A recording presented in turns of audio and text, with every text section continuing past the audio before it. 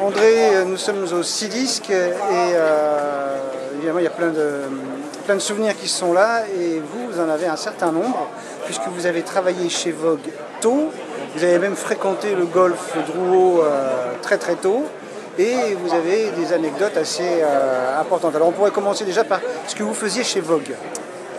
Alors quand j'ai débuté chez Vogue, j'avais un beau-frère, un excellent batteur, un grand batteur qui était le batteur de Ciné Béchette. Et je suis allé au Flandre chercher du boulot. On m'a engagé et j'ai travaillé avec un charmant garçon qui s'appelle André Bernot. Et j'étais chargé de faire le montage sur bande magnétique des séances qu'on recevait, où on coupait le chef d'orchestre en train de dire 1, 2, 1, 2, 3, etc.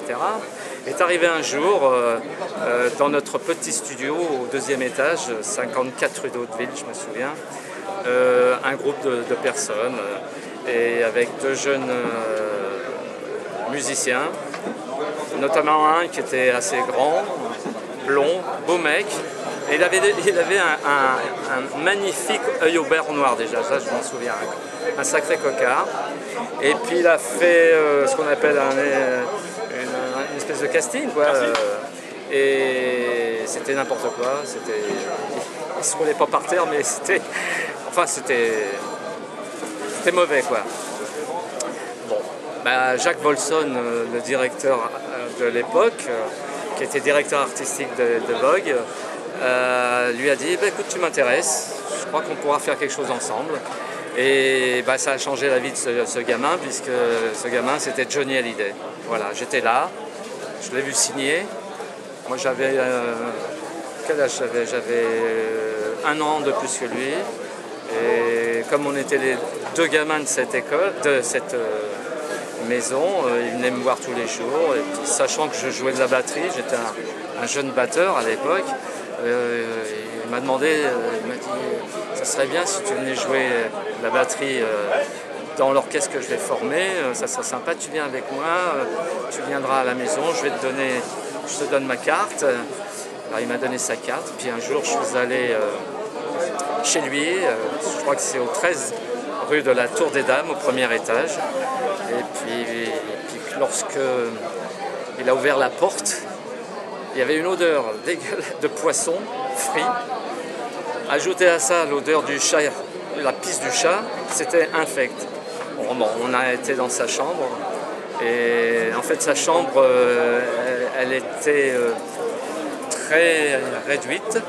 Il y avait d'un côté un piano droit, de l'autre côté son lit, et puis sur le mur, les photos des stars de l'époque. Elvis Presley, bien sûr, James Dean, Brigitte Bardot, Paul Anka, enfin bref. Et on a répété toute l'après-midi ensemble, tous les deux, et puis de temps en temps, on buvait un petit coup. C'était gentil, c'était de la flotte, hein. Et puis il regardait la photo d'Elvis Presley, et puis il faisait les mêmes gestes que lui sur la photo.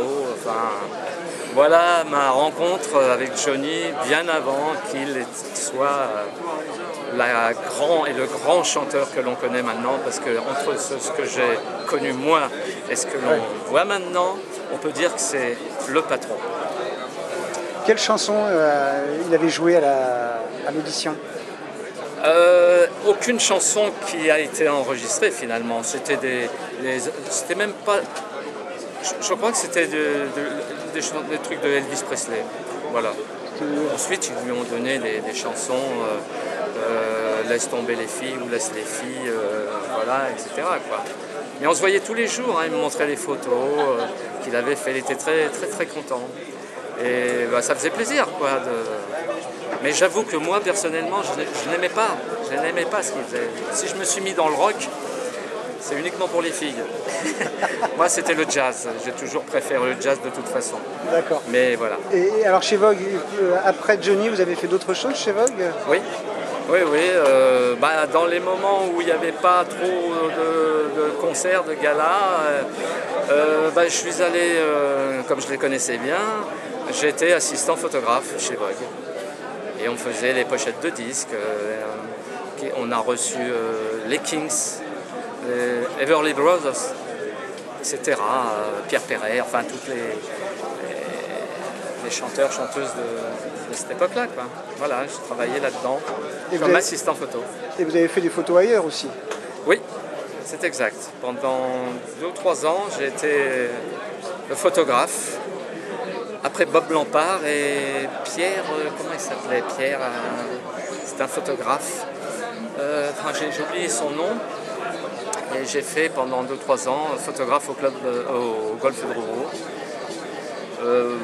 Bon, j'étais un peu débutant quand même, mais ça plaisait à Henri Leproux. Et on a fait un deal, ça ne se disait pas à l'époque, mais tu me fais des tirages et puis moi je te laisse prendre des photos autant que tu en veux, tu pourras même les vendre, etc. etc. Et j'ai un fonds de photos de milliers on peut dire de photos du Golfe de Rouault qui sont totalement, à part une dizaine, inédites, qui dorment encore. Et j'attends de trouver un associé qui pourrait m'aider à faire un livre. Mais ce que je veux, c'est un homme ou une femme honnête. Hein. Elles sont restées en stand-by, mes photos, pendant 50 ans. Elles pourront rester au-delà. Hein. C'est pas ce qui m'intéresse. Ce que je veux, c'est qu'il y ait au moins une trace. Voilà. Ok. Et pour revenir à Vogue, vous avez quitté Vogue quand? J'ai quitté Vogue lorsque j'ai accompagné notamment un chanteur de chez Vogue qui s'appelle Michel Page. Ensuite, j'ai accompagné Françoise Hardy, Alain Barrière. Enfin, j'ai repris le métier parce que voilà. Voilà. Merci.